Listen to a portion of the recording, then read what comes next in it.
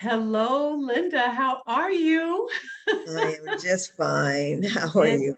Angel? I am doing wonderful. I am just so thrilled to be sharing this time with you. And thank you so much for making space for us today. It's my pleasure. It's good to connect with you. It is. So, everyone who's joining in today from wherever you are in the world, I'd like to ask you to extend a very warm welcome to a treasured longtime friend and colleague of mine, Linda Jones. Linda is carving out some time in her busy life and schedule to join us on Get Fit and Functional for Life. This is an ongoing series of mine where I invite really just exceptional people to come on and talk about something that is so near and dear to my heart, which is the fact that good health is the first wealth. So they're coming on to share tips, tools, strategies, life experiences, meaningful work that they are doing to share that message about what good health looks like. And good health that is more about holistic health and well-being, and what that looks like in practical terms. So, how do we create a lifestyle around health and wellness? And so, Linda Jones, my guest today, is going to share her not only her work, but her life experience around something that I actually believe is critical to mental health and well being, and that is writing. So, our topic today is Write Your Way to Health and Wellness.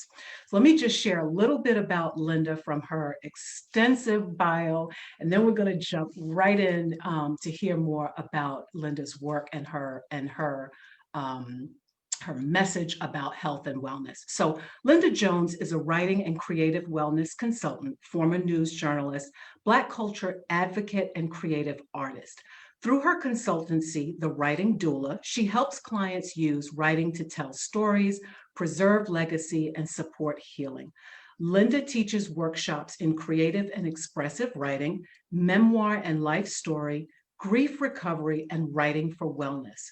Her services have been commissioned by private individuals, educators, ministers, spiritual leaders, and nonprofits that serve marginalized communities, the formerly incarcerated, and victims of domestic abuse. Linda is also a founder of A Nappy Hair Affair Incorporated, an initiative that promotes Black culture and identity. She's author of, listen to this, Family Scribes, Writing Memories for Your Family Tree, Final Story Obituary Planner, It's Only Temporary, a journal for surviving loved ones, and Nappyisms, affirmations for nappy-headed people and wannabes. She's also the contributor to Chicken Soup for the African American Woman's Soul, and Tenderheaded, a comb-bending collection of hair stories. And before I get Linda to jump in, I just want to really celebrate Chicken Soup for the African American Woman's Soul, which is where Linda and I became acquainted Yes, because yes, we were both published in this wonderful collection of stories. And so this was a number of years ago, and I was just delighted to share it being published in this wonderful collection years ago. yes, So yes. that was a long time Good to ago. see that book. Yes. Yeah. The gem So I got out of it was meeting you. yes. And we've stayed in touch over the years. So, Linda, I read your bio, but can you tell our listeners just a little bit more about yourself and your background? Okay, well, I won't stay too far back, but just as placement, I'm from originally from Akron, Ohio. And my background as far as writing goes started. Tell us a little bit about how you even came into writing as a career, as a journalist, why Okay, you chose that path. all right. Mhm. Uh, I've always written. Um, my mother gave me a journal, my first, not journal, but diary, let's say diary, when I was in the eighth grade. So at that time, I was writing events, recording events, like playing the record player in the backyard and, dancing the latest dance with the friends and those kid kind of things. And then I graduated into journal writing when I learned in high school, when I learned creative writing. It was a summer writing program. So my my mother journaled. I didn't know it, we didn't call it that at the time, but she always wrote. So that was my inspiration, although I didn't know it. It was something I observed, and she gave me that diary, and I've been journaling and doing that personal writing ever since.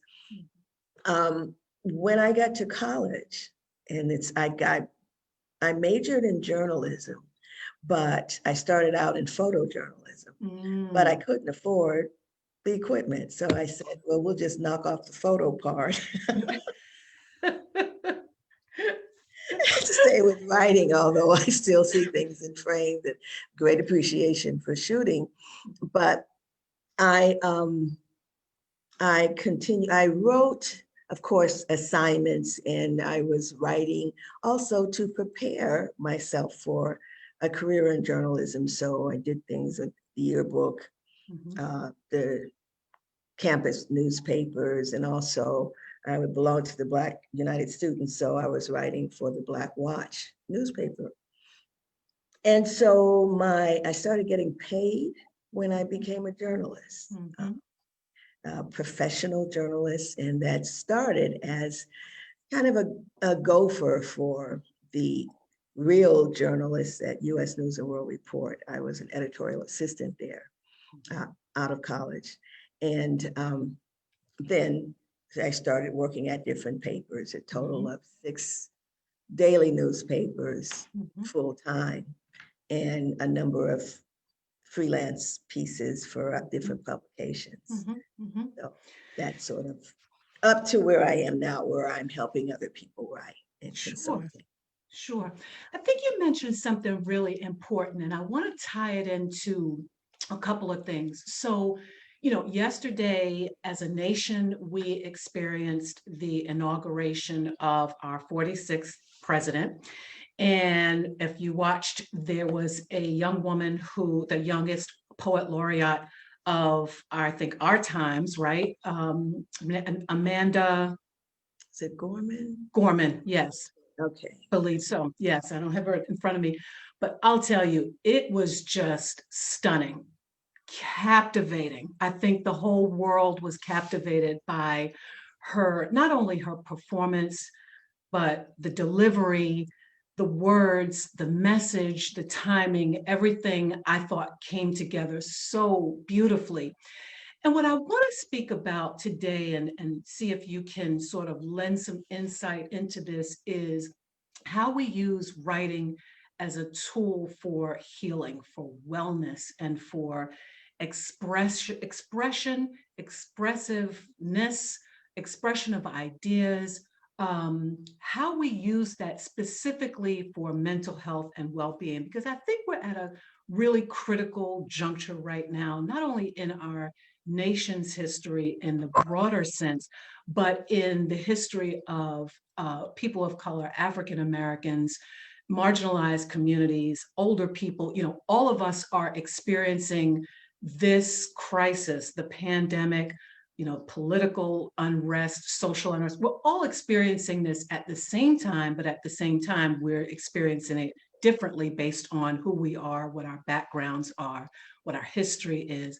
So I wonder if you can delve into how and why you made that transition from your career in formal journalism into creative writing and journaling specifically, and maybe tap into if there are any thoughts about why you think your mother introduced journal practice to you. Maybe was there any message in that you carried forth and then ran with specifically for creative writing? Well, that's interesting because my mother just gave me a journal. I don't remember any words or messaging to say, go forth into the world. And it was this, that she passed on to me what she was doing for herself when I think back. And my mother would write, she would write letters to the editor every now and then about some social ill. And she was a quiet, beautiful woman. And so she wasn't what anyone would consider a radical in that sense, radical mother in terms of raising us. But when she saw things that weren't right, she would write letters to the editor. So it was a source of family pride to see her sweet letter in print, in the paper. So I think about that, and that's something that had certainly had an effect on me. And when I used to go home from college, visit home, she would be sitting and writing in her journal, very, quietly writing. So that was my early exposure, and then that support from my father, who pulled together, and don't let me get emotional, but pulled together 25 entire dollars for me to go to the summer creative writing program when we were in high school. And I didn't really ask because my parents were raising 4 of us. I'm the eldest. So that was extra. And I did not want to put that pressure, but I shared with my mother about it. And she told my father how much I was interested in this actually creative arts program. And he found that money so I can go. And that opened up my world to what was called creative writing. Yes, I still can have see that journal from there. And so that writing thoughts from writing events. Oh, we danced or we hung out, to what I'm thinking about things started then. I remember in that early journal, that was when I had my first encounter with a hippie. So here I date myself, the hippie. Why is she wearing those same pants every day?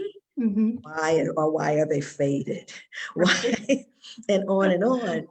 And I look back and there's such snapshots, but I was expressing a number of things, observing. So when I got to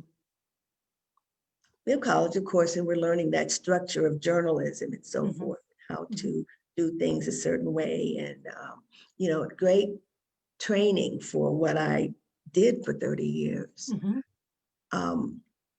But when I got into, so most of my time was spent observing and writing facts, writing about events and so forth, events, what was going on, things that become history.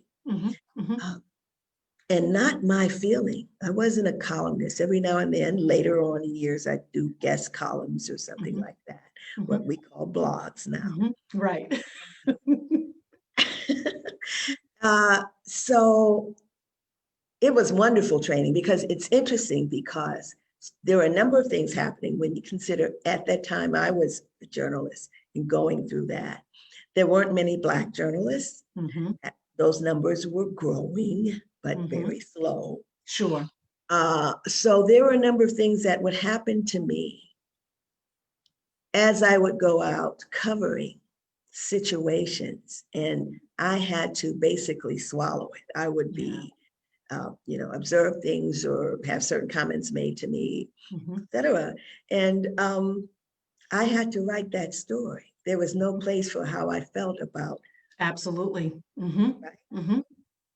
So, and in speaking to students later, when I would share some of those war stories, did you put that in the story? I said, no. No. What happened to me wasn't part of the story. Right. So you really learn that kind of control. So getting into creative, that was my forte, creative writing. I did general news and features. And I love doing lifestyle feature writing, because I got to take more time and nurture a story, writing about people and lifestyle. And my particular interest was in was multiculturalism, particularly Black culture, Mhm. and writing to dispel, to inform in a way of dispelling misperceptions and Absolutely. So, stereotypes. mhm. So that was So, always my second beat. right, right. To really get into the lived experiences of Yes. Black Americans. Yes. Hmm. Well, and it informed what I would do later. Hmm. But I made sure that I documented uh, things or pursued particular stories. So those Hmm. things would be down as part of our Hmm. experience.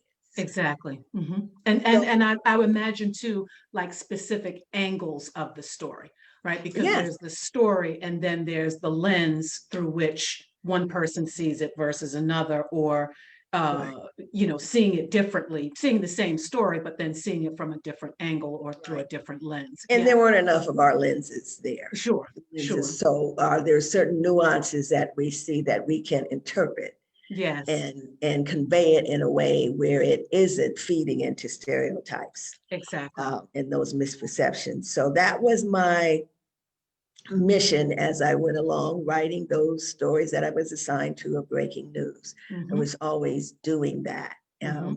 at a time when it wasn't very popular and at a time when it wasn't taken very seriously Hmm. until stuff went down, Right, right? And right, then it's like, where are they? We right. need, we need. Exactly, exactly, exactly. So all of Yeah. that, that was writing to inform.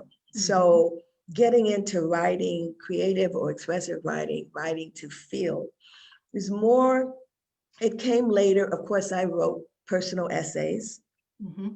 every now and then, but most of that effort was getting other people, the things that I'm doing now, encouraging other people to write their thoughts and feeling as a way of maintaining their Hmm. health. Exactly. And that brings us into, it segues right into what I want to ask you about, if you can share with listeners and viewers, is the Writing Doula. So that is a very interesting title. I know what a doula is. Can you share, you know, how you came to the name, the Writing Doula? What, first of all, what is a writing doula? What does the term doula mean? Well, first, And why did doula. you choose that title for your business now Why in did I this choose it? second career that you're in? Well, it's interesting about choosing or naming and what you call yourself. I remember there was a time where I would produce African dance and drum workshops, things so forth, and bring drummers in and so forth. And I would always, there are master drummers that I knew of because they were, it, they were, they were anointed master drummers. They had the chops and all of that. So, Mhm. but when somebody would call me and say, I'm a master drummer, I'd like to be part of this or whatever, I kind of side eye that Right. because it was something that, it just happens and you're told that by someone who really knows Hmm. or who's observed, I feel. Hmm. Um, or people who recognize that skill. I say that because I didn't call myself the writing doula. I didn't name myself that. Oh, wow. But what I did, I always wanted to understanding the struggles that people have with writing and Hmm. how uptight they can be about writing because of certain past, like what I Hmm. call the red pen syndrome Hmm. Hmm. experiences. I always wanted to get, my folks, the people I work with in a headspace that they can feel comfortable to Sure. write and to Hmm. flow. Hmm. So someone who commissioned me, she was uh, manager over a community center, and she wanted to have writing workshops there, Tisha, and she commissioned me to do workshops, and she observed how I worked with the people, Hmm. with the writing, Hmm. and she said, "You're a writing doula," Ah. because of uh, the way, and I loved it because it affirmed what I wanted to do. So, Hmm. what is a doula? Hmm. Most people have heard, many people have heard of midwives, and they know what they are. Midwives deliver the babies. Right.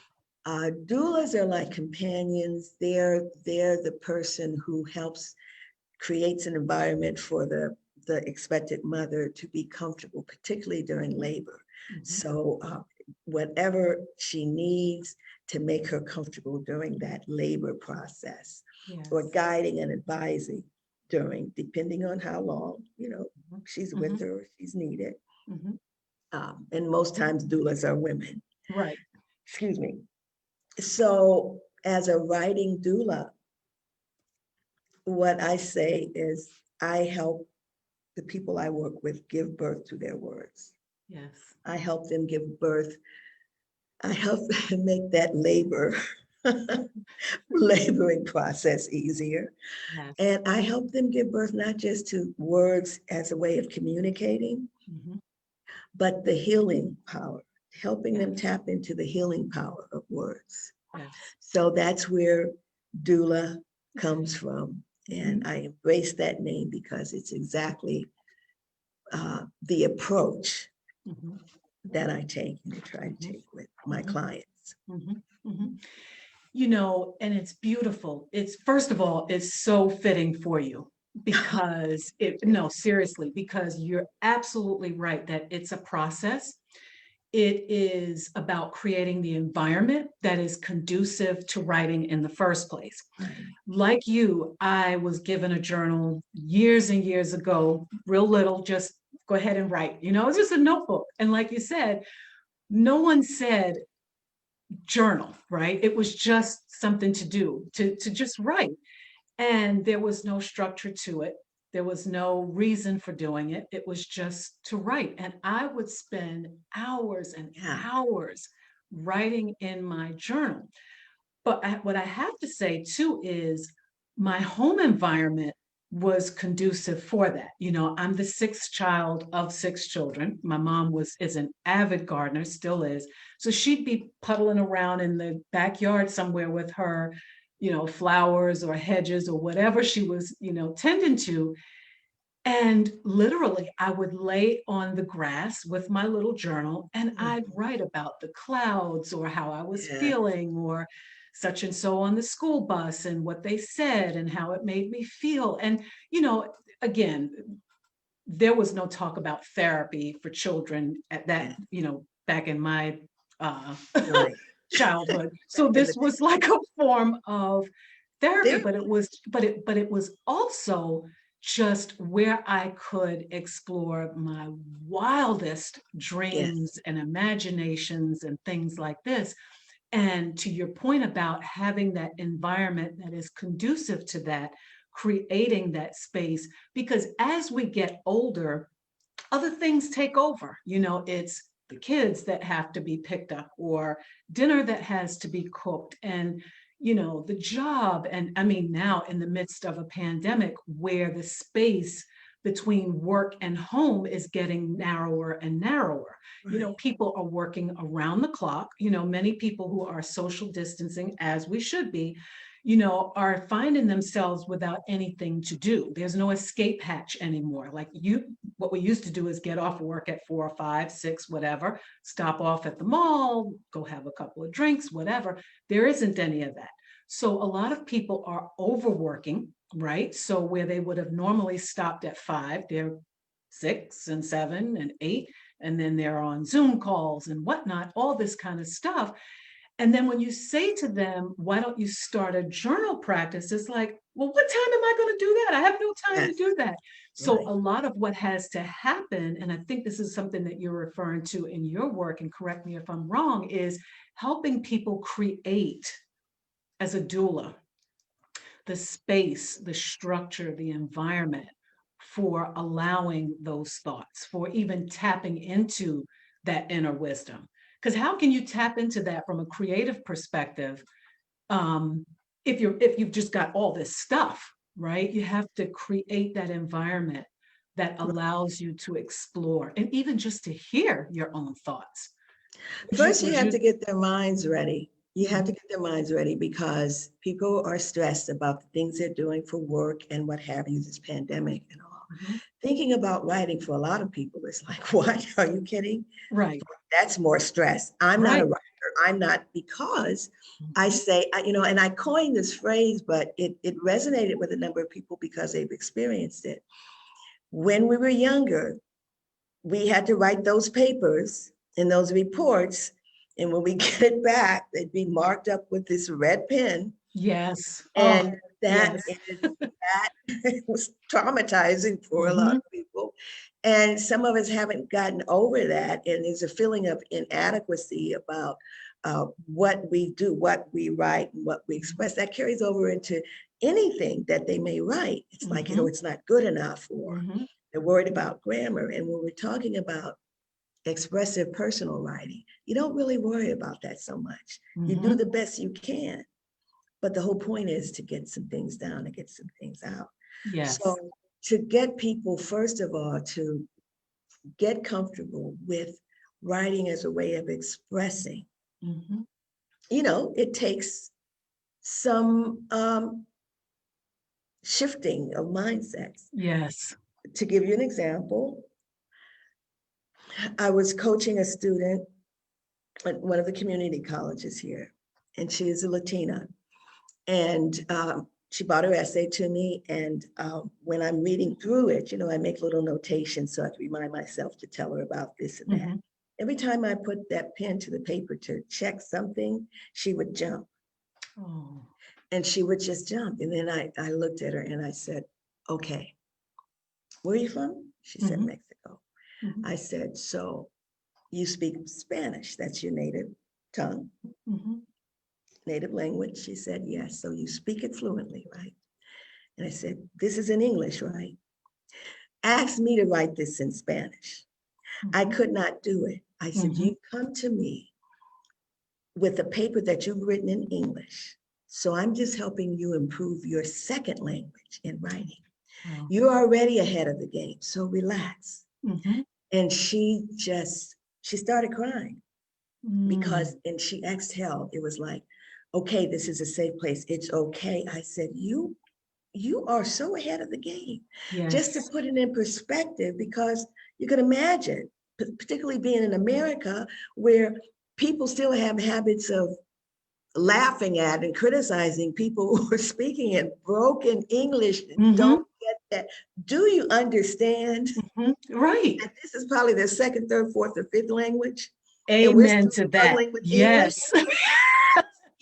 So yes, I had to put that in perspective for her. So, and then she was okay with, when I touched that pencil or pen to her paper, she didn't jump. Yes. She knew that I'm here to help her improve her writing, and she was okay. So I call that the red pen syndrome. Yes. I love it. I love it. And it's so true, Linda, because I think about it for myself, even when I'm doing my own journal writing, like that editor, that inner critic that just comes up. And I'm not talking about writing, a dissertation. I'm not talking about writing, a blog piece, whatever. I'm talking about just basic journal writing. I think we all struggle with that. It's just that, okay, should I write this? Should I not write this? What if somebody finds my journal? What if, and then you start thinking about, all this down the road kind of thing, that if I write this and someone sees this, what are they going to think, and blah, blah, and never giving ourselves the permission to just write. You just stifle yourself before you get it down. And then that's more stress on top of the stress that you're supposed to be relieving. Right. You're coming to the journal practice to mitigate stress, and you're creating stress by having all of this. So like you said, it's about creating a mindset, shifting a mindset, shifting that mindset from. And to point, all of that. No, I'm sorry. No, and just to point out the difference. But to point out the difference, this is not academic writing. It's not even writing it's not performative. Right? Exactly. You might want to do something with it later, but no, that's not the point right now. For this particular writing that you can use to help, stabilize yourself during stressful situations. Yes. So you just have to, I tell students, people I'm working with, since we're doing expressive writing, everything you write is going to be right That's right. if you are true to your feelings. Mm-hmm. So when I do that, it frees them because Mhm. I'm asking you to say how you feel. It doesn't matter how I feel or whether I agree or disagree, if I even ask you to read it. Yeah. Because the whole point is freeing yourself to say what you feel Mhm. without feeling as though it's going to be judged. Exactly. That's where that kind of healing gets a chance to sneak in Yes. because you're, oh my God, you mean I get to write how I feel? Yeah. Yeah. You Yeah. know, I've asked people to free write, and when I hear it, it's not free. Mhm. I could tell Mm. it's writing that they feel they have to say because this person, this instructor, teacher figure asked me to write it. Exactly. And now I'm sharing it. I said, nah, it doesn't sound so free. Mhm. Let's do it again. And let me, sometimes I write with them, the free Mhm. write while they're Mhm. doing it. Mhm. I said, once they hear my free writing, Mhm. disjointed things that, thoughts are coming through and so Yeah. forth. Oh, I said, oh, that that Yeah. was a mess. Yeah. That's free, or what have you. But what it was me listening to whatever was coming in, Mhm. listening, Mhm. not judging or Mhm. anything, and putting it down. Yeah. It's a Checking mindfulness in. practice. You That's know, exactly what it yeah, is. it's a written way of engaging with mindfulness, the That's way I exactly. see it. And, you said something too that I think you said, that's where the healing can sneak in. Because let's face it, we live in a friend of mine and I were chatting this morning about just the performative nature of things these days. There's Twitter, then there's Facebook, then there's Instagram. And you and I have messaged about this. And then there's LinkedIn. And then there's the new one, Clubhouse. So there's all of this performing that's going on, right? And and this judgment, always this judgment about someone's tweet and what it meant. No context to any of this stuff, but just words and performative. And here's an opportunity in a safe space, because you don't have to share your journal with anyone. Like you said, whatever you write is right. It's That's right. always going to be right That's right. because it's right for you. It's your lived experience, it's Mhm. your emotions. And I think that is incredibly liberating. I personally think It it's is. incredibly It liberating is. to have a space in today's world, anyhow, that exists only for you, that is non judgmental, and is not performative. There's nothing that you have to do to make it right. It will always be right because it's just for you. It's not for Right. anyone else. That in And I think itself when is you a embrace practice. that mindset, like you Yes. said, that's where the healing can sneak in because it Mhm. takes away all these other things. And that in itself is a practice. Mhm. I've caught myself in my journal writing now, okay, now 30 years I've been writing for an audience, Right. right? Okay, Linda, back up. Hmm. It's like my journal is Yeah. saying, let's back up and do that again. Yeah. You're not Yeah. writing for you. You're Yeah. writing as though you're writing for somebody. Yeah. Yeah. So all of that is a practice, but it's such a good practice to where you kind of whittle away at that Hmm. performative stuff, Hmm. all the being on till you can Hmm. relax and get through to under that layer where you get to some stuff that probably needs to be released. Yeah. And Yeah. you're reluctant or afraid or you're protecting it, but this is that safe place. Hmm. Hmm. It I knew is. shorthand. So when I was much younger and I didn't want anybody to really know some stuff, All right. I would write it in shorthand. Not everybody could do that. That's So right. I would say, write it in code, write initials, just write words that will trigger Mhm. thoughts. Yeah. Yeah. And Um, we all have our own shorthand, right? Our own code, right? Okay, this is this, and I know what that means.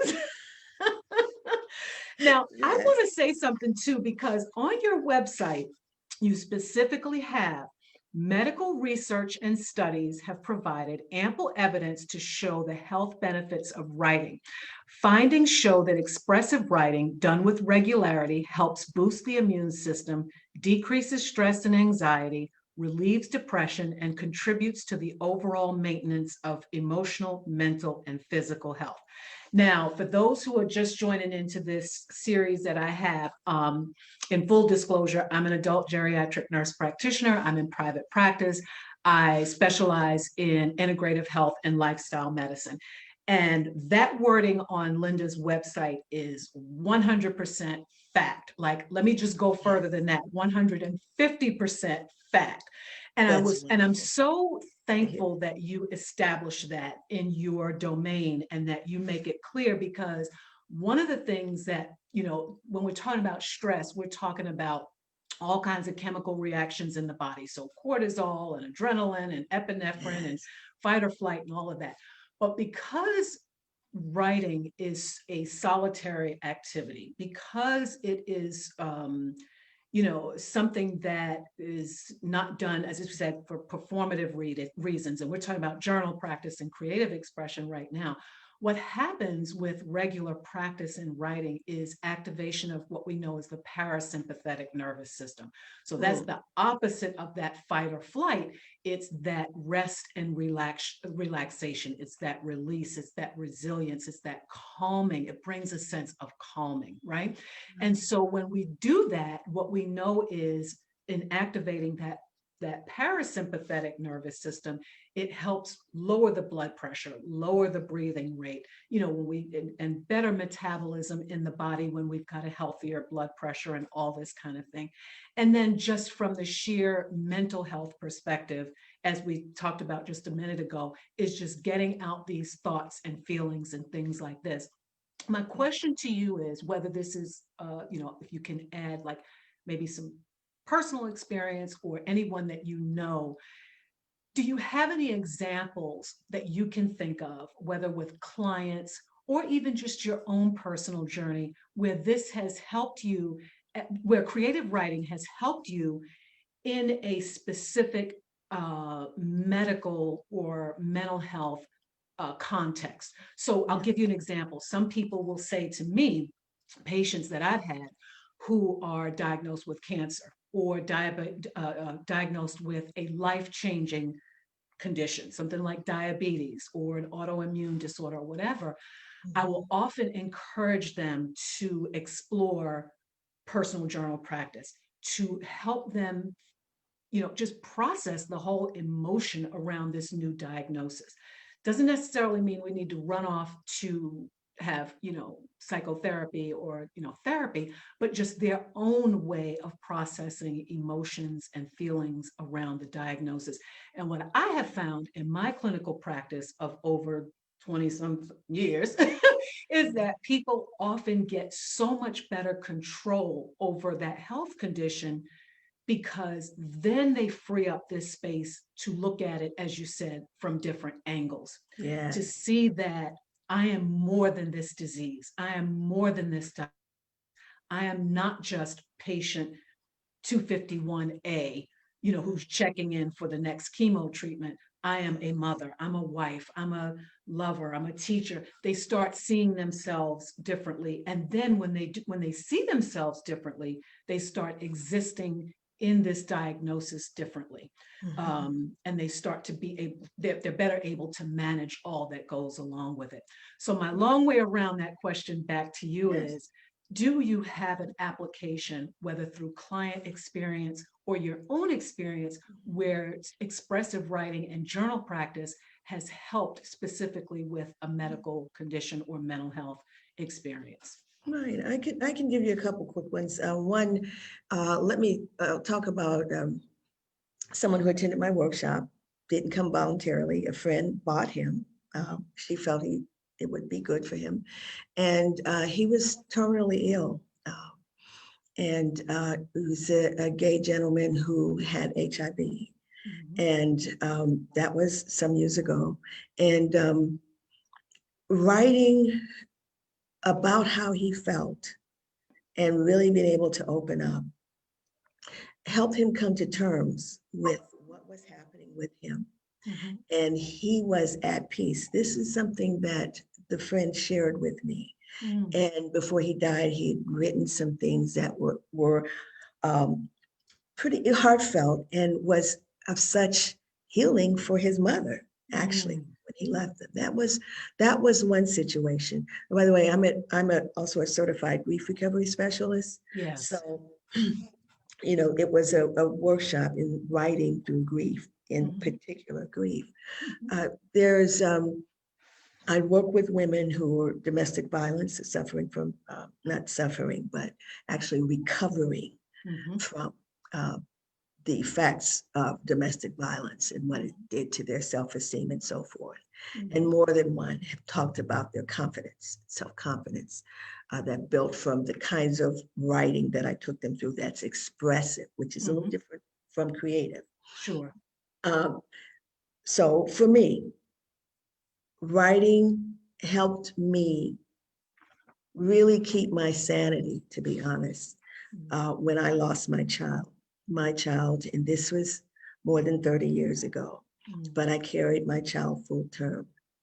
And I was still keeping a journal, thinking that I was going to be writing those events leading up to the birth and then writing about the wonderful things with my child. But I lost my child the night I was supposed to have him. Mm. And that was the most devastating, debilitating experience. It was horrific to me. Mm. And I'm just so grateful that I can have words to talk about it now. Mhm.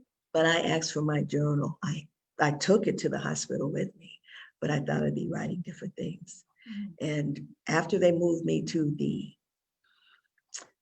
another floor after I had asked, because it's absolutely torturous hearing babies cry when you've had that experience, and nobody thought to move me until I asked. I asked the chaplain if he would get my journal from my mother, and he brought it to me, and I just wrote and wrote and wrote and wrote and wrote. And to this day, I have not looked back at what I wrote.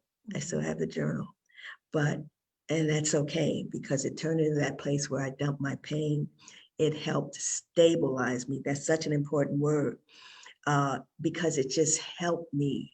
It gave me some place to put Mhm. all of that grief.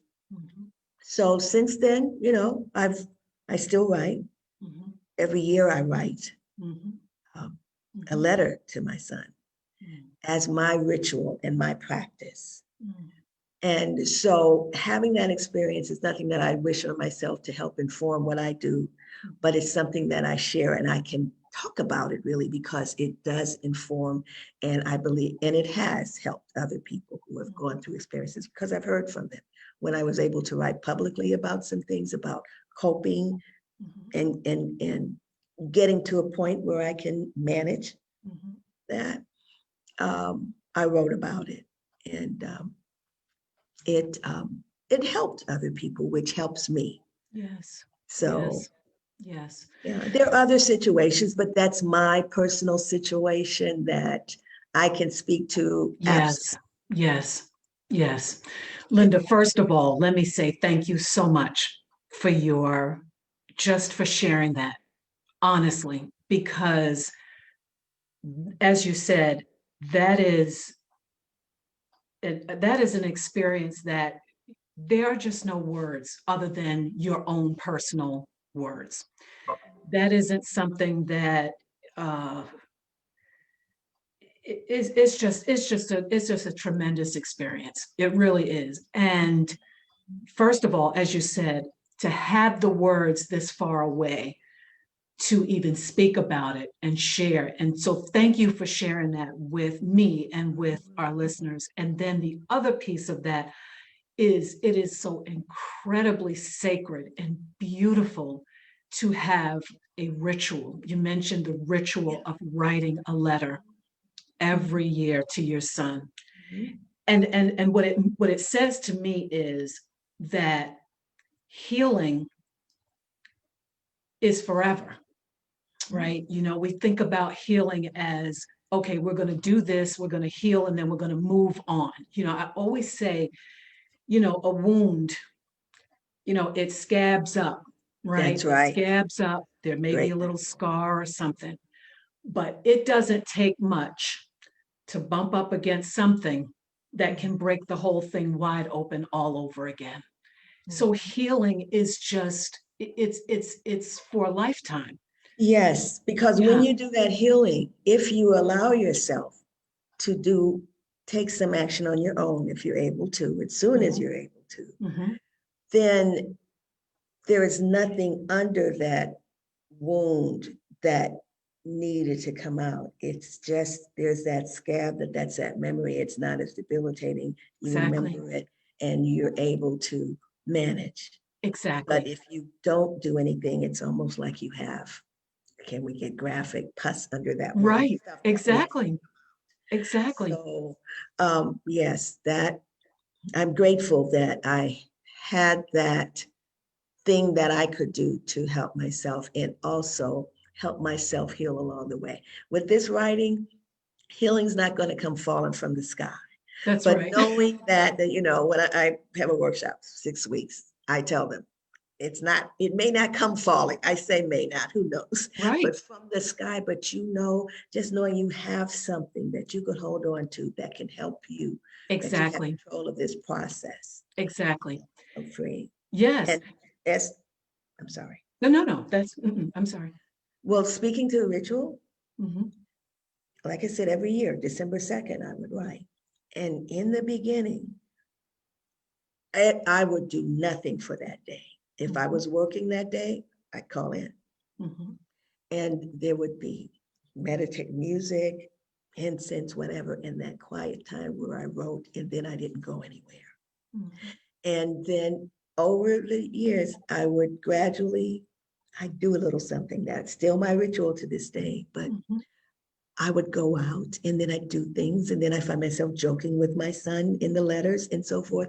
So when I look back at the body of those letters, what I saw was a healing process, just like a Yes. mother hovers over the child and you're Yes. keeping everything close and Yes. protecting to where, okay, my son's spirit is old enough now that doesn't need me to hover. But what I'm Yes. really saying is, I'm better. Mhm. I'm better Mhm. now Mhm. in this Mhm. writing. Mhm. And I've survived this. I'm still here. And still here, Yeah. right? Still Yeah. here, wiser, Yeah. wiser, Mhm. and understanding that grief is a natural process. Mhm. So to allow that process to happen Mhm. is the healthiest thing that you can do, as long Yeah. as you have somebody to help you recognize that's what's happening. Exactly. And that brings me to, where we are right now. I'm thinking to myself that my first um, knowledge of coronavirus came somewhere around January, right, of last year. And I was, just paying attention to the news and like everyone else, hearing about what was going on in Wuhan and thinking, okay, this doesn't look good, but they'll probably get it under control and what have you. I took my last flight was February 6th, I think, of All right. last year to Miami. I was speaking at a convention, huge convention, right? This is like over 20 Wow. some thousand people.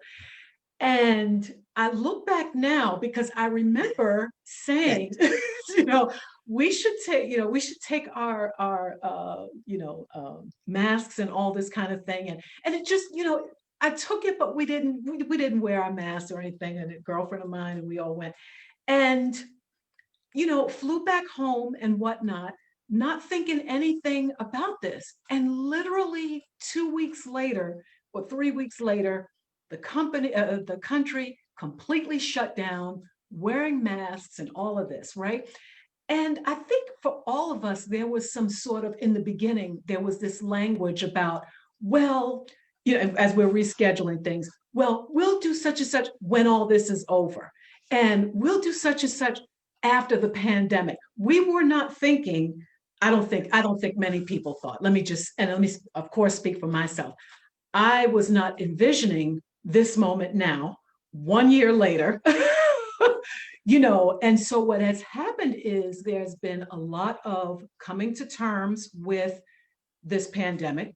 Right. There That new is the normal. obvious, yeah, there is the obvious now that we have unfortunately crossed over 400,000 people who are not with us Yeah. as a result of this pandemic, as a result of leadership problems. I'm just going to say it plain. Right. Oh, yeah. Failed leadership, as a result of misinformation, disinformation, the Intentional. yeah, the start of this thing with, oh, you don't need to wear a mask. A mask is not necessary. That's not going to do anything. To now everybody's got to wear a mask, to the frantic running all over the place looking for masks and sewing masks and hand sanitizer. And I bring all of this stuff up to say there's just a lot of emotion right now.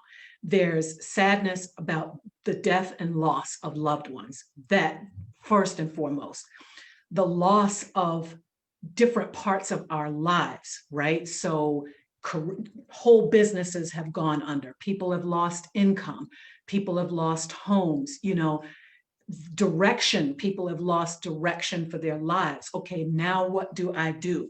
We started off talking about, oh, just pivot. Well, what does pivot really mean? Pivot is different for everyone. Some people can pivot, and some people have to just completely scrap and start all over, which is different than pivoting. So I'm saying that there's so much emotion right now. How do you think expressive writing fits into our survival collectively and then individually? What would you say as a strategy for meeting this moment, Okay. with some tools for survival, not to Okay. mention healing? Well, it could do a couple things. And I'll say individually, because if people do it as individual, because you can't, the more people do it, the more it can be a collective thing. Right. But individually, Mm-hmm. writing mindfulness, that type of checking in with yourself and seeing how you feel and writing it down, that can help ease the stress a little. Now, this is, once again, scientific evidence based Mm-hmm. in that writing, personal writing, what you feel. So there's only so much we have control over. Mm-hmm. We can try to take control over how we feel or observing how we feel, because you don't judge. If you're feeling stressed, Mm-hmm. you write that. Yeah. My shoulders feel tight. So you don't judge yourself and condemn yourself, but being aware of that, then maybe something will happen there to have you control it a little more so you can take care of yourself. Yes. Now, what is happening while you're doing that too, as those endorphins kick in, Mm-hmm. just that process that happens underneath the surface, right? Yes. That's helping you. And the part I love most about those kinds of things that you can, that are going on when you're writing personally, is the immune system. Yes. Even personal expressive writing can Yes. help in nurturing and strengthening and boosting that immune system. And in this season of COVID, Yes. and we talk about immune system, my God, can we not make a contribution to helping Exactly. protect Mm-hmm. our own immune system Mm-hmm. just through the act of writing expressively to Mm-hmm. release? So that's something that we can do while we're trying to navigate all of this. Exactly. Mm-hmm. Add this to your arsenal of things you're doing to fight that Rona, or stay away, Yes. clear of what I Yes. call Rona. Mm-hmm. Mm-hmm. Yeah. You're absolutely right. And as you said, and I love the way you put it, add to that arsenal, add to that toolbox. No Right. one's suggesting that, these things are done apart, and that, oh, just write and it's gonna, And that's what happens if people are prevent in a certain coronavirus. headspace. Yeah. What Yes. we're talking about here is an integrative approach to health and well-being. Thank you. We're talking about adding this Yes. to that, and having a multifaceted approach to your whole That's well-being, it. right? Yeah. Thank you, So, yeah. doctor. Thank Yeah. you, nurse. And and Exactly right. yeah, because it's the truth. It's no supplement can overcome, and no medication can overcome a poor diet, stress, mental stress, physical stress. I mean, you can be doing all the right things with your supplements and your diet and whatnot, but if you're not getting a hold of this stress, the mental stress, and certainly if the mental stress is creating a situation where you can't even rest well at night, which we know the implications of poor sleep on the immune system, then you've really got a problem, right? So we're talking about bringing all these tools together and taking an integrative approach and creating a lifestyle of wellness, Yes, something that we're doing every single day, even if it's just 10, 15 minutes a day. that's right. Now, I know the answer to this question, but I'm going to ask it anyhow. Do you think that medical providers, doctors, nurses, nurse practitioners, physical therapists, occupational, social work, all that, do you think they should really start making a practice of prescribing writing practice or bringing it up in the context of a medical appointment? Did anyone do that for you? And would you make that suggestion that, hey, if you're a provider, that should be something you might want to present to your patient population? Yes, I know there were a couple counselors who have referred people to me because they felt that Really that was good therapy, nice. and there were favorable reports because they didn't do that, but they knew Hmm. it was good. Hmm. So, Hmm. so absolutely, Yeah. I suggest, I strongly recommend that that is done because I mean, why not? And Why not? it's evidence-based. Hmm. Things. It's something that's accessible to people and even people who are reluctant to go certain routes Hmm. in therapy and things like that might be a good way to, I'm thinking of jazz, there's straight ahead jazz and there's that soft, easy listening jazz. This Yes. is like easy listening, Yes. easy listening way of getting into that straight Yes. ahead. Maybe they need other kinds of therapy too, but it's a way to get them in there and start doing something themselves too. Um, Exactly. Exactly. And I have a tremendous I mean, I have a huge network of colleagues in mental health. I often make a lot of referrals because I do a lot of medication management for mental health concerns, depression, so proud of anxiety, you. insomnia, all that kind of stuff. And I bring a real integrative approach to what I do. So while we're doing medication for anxiety or depression, we're also doing all these other integrative therapies at the same time. And I am really, really fortunate to have a strong network of therapists that I refer to who we sing from the same sheet of music. So it's often, I'm often saying, do you have a journal practice? And are you, engaging in that with your therapist? Is the therapist and the therapist that I collaborate with, they believe in journal practice as well. So it's like we're That's we're great. we're a team. And so they're exploring what we're exploring in the context of our Right. appointments, they're exploring in the context of it, and then the person is doing their own journal practice by themselves. So I totally, totally support that. And I always say, it takes a team, takes a village. Right. It's difficult to get anywhere with therapy if people don't believe in that integrative approach. You know what I'm Right. saying? Right. Um, and I've had that kind of situation with some clients where they've been seen by a psychiatrist who really only wants to give them medications, doesn't want to talk anything about, Yes. expression and all that kind of stuff. And if that's what works for people, that's fine. I've not seen much success in that approach Sometimes over they the don't years. know. Yeah, Sometimes, well, the patient doesn't know. I right, don't know about the clinicians. right, May I right. mention my rebirth Please do. writing Yes, practice? please do. Speaking of that, yes, I have a 6 week series that I Hmm. do called the Rebirth Writing Experience. Hmm. And Hmm. it's where I take clients through that, through writing, a writing journey, expressive writing journey. Hmm. And that includes mindfulness and self-realization. Nice. So they can design their own practice Hmm.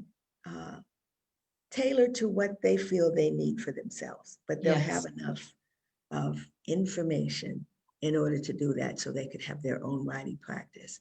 And I say I have them write a penscription for themselves. I love it. I No absolutely prescription. love They it. they have enough, we get enough so they can have a are you ready for this? A dispensary of Yes. writing activities, and then they have to write their penscription. But Yes. they have that so I they love can it. have control and empower themselves to help themselves heal. Exactly. And that's what I wanted to come full circle to is, and you just answered that because I wanted to explore how to get people started. And I mean, for anyone tuning in, highly, highly, highly recommend Linda's workshop.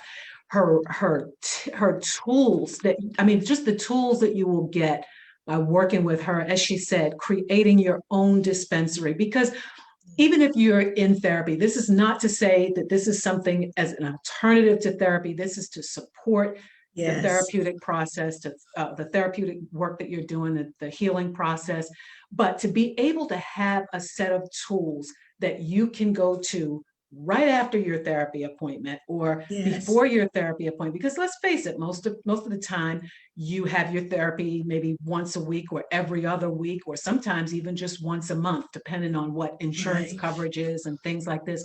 So Linda's tools will be a just provide more structure, more resources, and probably enrich Yeah. that appointment that you have. And we're talking about therapy, but this can be for anything. This can be for just anything. And even if you're not in therapy, if it's a medical diagnosis that you're struggling with, or in the face of coronavirus, if it's just processing your emotions with this pandemic and identifying difficult Absolutely. emotions and learning how to sit with them from a place of mindfulness and awareness and tapping in. And I would imagine too, Linda, in your workshops and in your toolkit, people get to explore beyond just the basic anger, love, fear, right? Because there's a Oh, yes. full range of emotions. And that's the thing. It's a range. Just for anybody who's emotionally depleted, Mm-hmm. this is for them. Yeah, I yeah, didn't focus it just on grief or just on particular things because what I offer, they'll be able to pick and choose what can work and exactly, apply. And I exactly. explain the reasons and the purposes and all that kind of thing. Yeah, Oh yeah. exactly. And Which you is spoke so, about the visits. mhm. This can be like a lifeline from one visit to the next. Yes, yes, That they yes. can, you know, Very work much so. in Very, between. very much so. And this isn't anything that's fixed and rigid and written No. in stone. This is something that you, as the client, as the student, as the one who is at the center of this. And this is what we mean by patient-centered care and whole person healthcare. You are Yes. the person. You're the one who's in the center of this experience. We're on the outside looking in. So our role as coaches or as clinicians is just to give you the tools, the tips, tools, and the strategies to design this thing in such a way that it works for you and for your You healing. know, you talked about a garden and the tools and so forth. And I have to say, my last client from the last rebirth, one of the students, I have them think about a garden that they're tending, their own garden, right? Mhm. And I want you to nurture their garden. Halfway through or toward the end, she says, "Garden." She says, "I'm building a farm." I love that. I I loved it love too it. Yeah. because she was someone who was stuck. Yes. So for her to say Yes. she's I have growing a whole a farm farm, here. she's growing this garden. What farm? To me, that was like, With my thank tractor. That no. is She wasn't so even doing the funny. tractor. She was doing it like herself. And Right. this is what was so great. Yeah. I'm ready now, Yeah. and I love that. Yeah. Yeah. Yeah.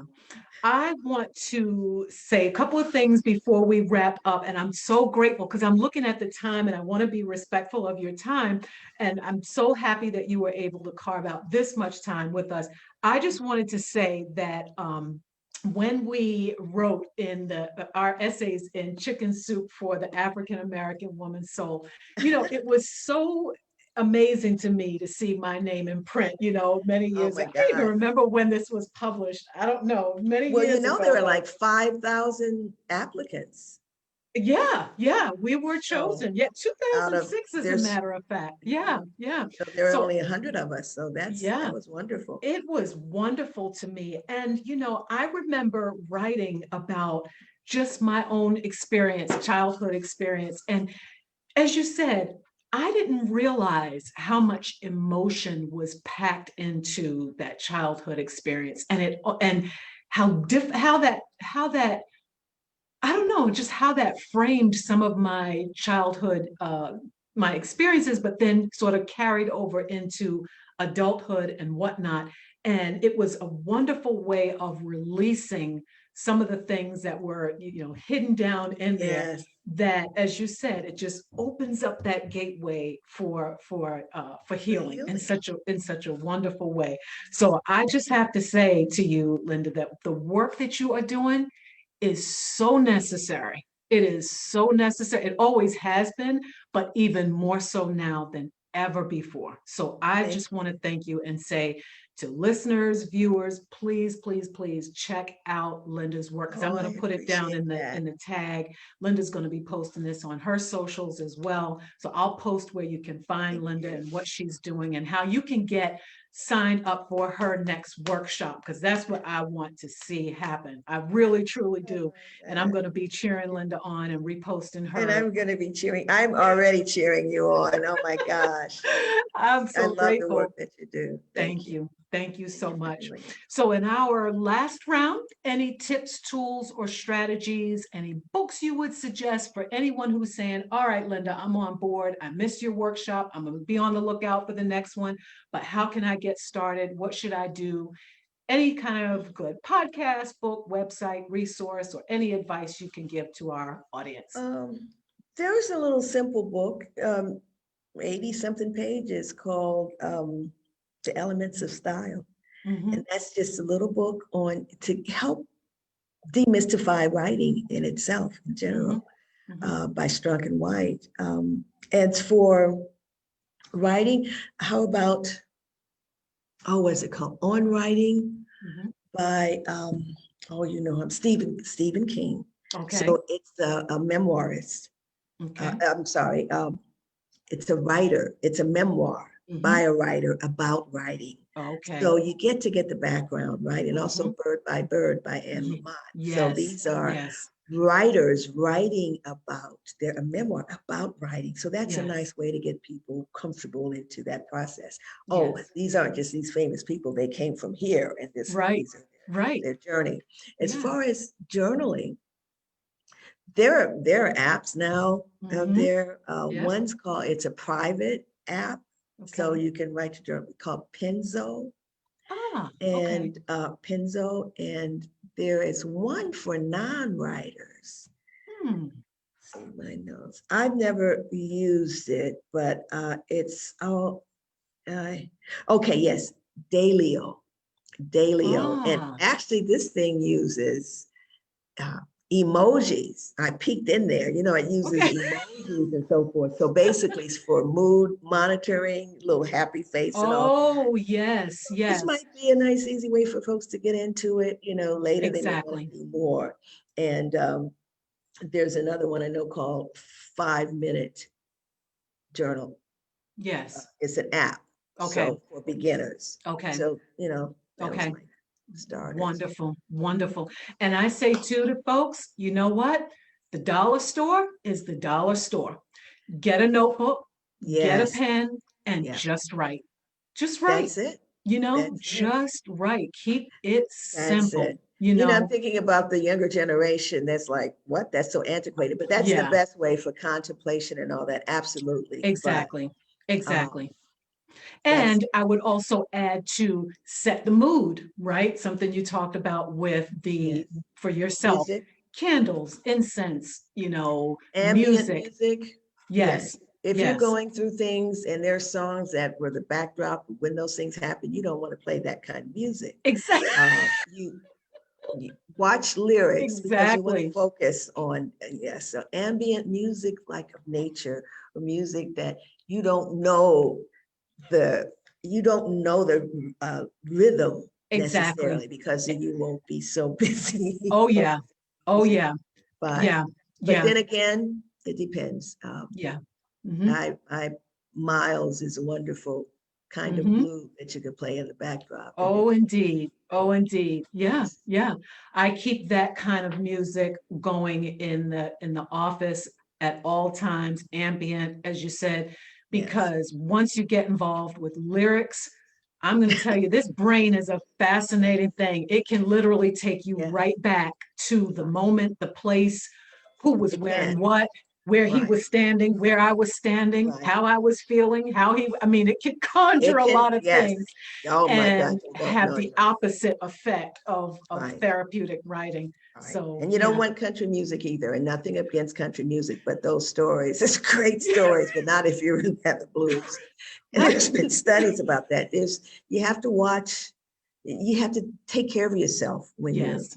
when you're Yes. writing, particularly if you're going through things, and create an Yes. environment that's going to help you heal, not help make you have a Exactly. relapse. Exactly. Yes. Exactly. So right. I mean, we're laughing, but it really is true. And there are a tremendous amount of studies about that. And so as the writing doula, I say again, folks, reach out to Linda. The work of the website www.thewritingdoula.com. Yes, Okay. ma'am. Yep, Thank you. thewritingdoula.com. You can find Linda out there, connect with her. Please do that. One little bit of a tidbit and surprise. We're going to have Linda back next month, which is February, the month of love, because we're going to be talking about something really, really important. And I'll just sneak it out there about a topic about self-love and self-care and what that really looks like. So I'm looking forward to having Linda back on because we're going to dive deep into some stuff. It's going to be a lot of fun. Uh-oh, Yeah. pressure. So, Linda, thank you I so got much nothing for else. say it You're again. welcome. I said, I've got nothing else. No, it's always a pleasure. It's a pleasure. It really is. So, thank you again An so honor. very much. Take very good care of yourself. Stay well, okay? Because I need you You back do the next month same. so we can take our deep dive. Absolutely. All righty, Thank my you. friend. Be Take well care. and be All good to right. yourself. Thank Bye bye. you. Bye.